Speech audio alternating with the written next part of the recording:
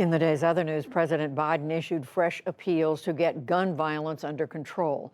He called in Attorney General Merrick Garland, plus law enforcement and local officials today amid a spike in shootings across the nation. We recognize that we have to come together to fulfill the first responsibility of a democracy, that's to keep each other safe.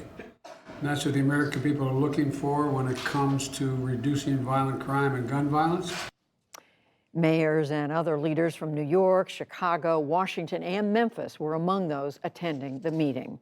Drug maker Pfizer met today with the U.S. Food and Drug Administration to advocate COVID-19 booster shots. The company wants authorization for a third dose of its vaccine. Federal officials say it is not needed yet. Meanwhile, the World Health Organization appealed for shipping vaccines to poor nations before anyone adds booster shots. Firefighters across the western U.S. have faced another day of searing heat. The largest wildfire of the year in California has already scorched about 140 square miles along the Nevada state line. A fire in Oregon damaged electrical transmission lines, forcing California's power grid operators to call for conservation. The death toll reached 94 today at a collapsed condominium building near Miami. Crews found 4 more bodies, leaving 22 people still missing. The mayor of Miami-Dade County acknowledged it's getting harder to identify decomposing remains. At this step in the recovery process, we must rely heavily on the work of the medical examiner's office. They're undertaking technical and scientific processes to identify the human remains. The process is very methodical and careful, and it does take time.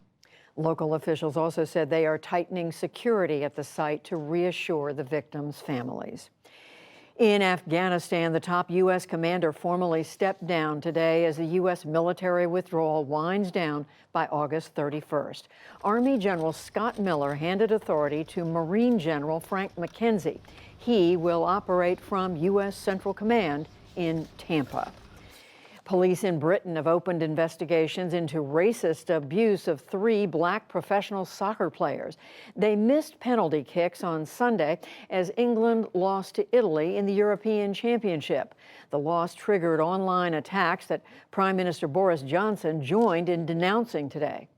To those who have been directing racist abuse at some of the players, I say shame on you, and I hope you will crawl back under the rock from which you emerged.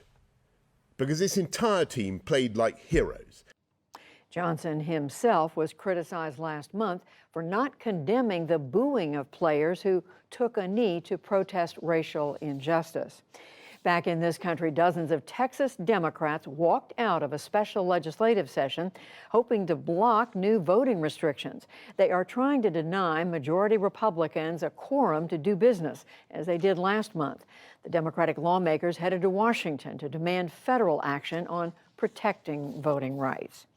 On Wall Street, stocks turned modest gains into record closes on all 3 major indexes.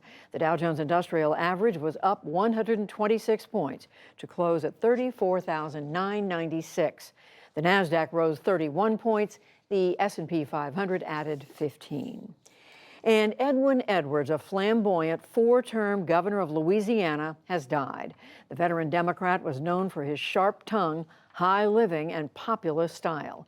But he ultimately served 8 years in prison for racketeering and other crimes. Edwin Edwards was 93 years old. Still to come on the NewsHour, Haiti grows increasingly unstable in the wake of the assassination of the country's president. The spread of the Delta variant prompts questions about booster shots. Raising Our Future, we kick off a special week-long series on the lack of high-quality child care in the U.S., plus much more.